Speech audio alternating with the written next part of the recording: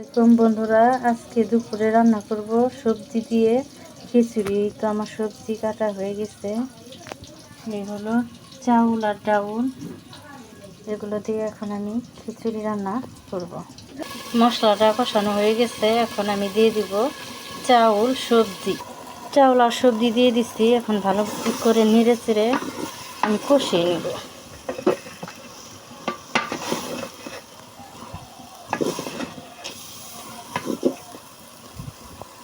আমার কষানো হয়ে গেছে, এখন আমি পরিমাণ মতো পানি দিয়ে দিব।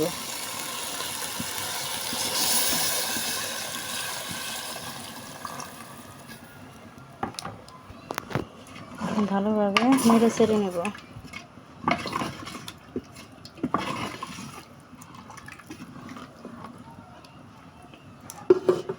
আমার খিচুড়িটা কেমন হয়েছে বন্ধুরা কমেন্টে বলে যাও। আমার ফেসবুকে ফলো এবং ইউটিউবে সাবস্ক্রাইব করে দিও।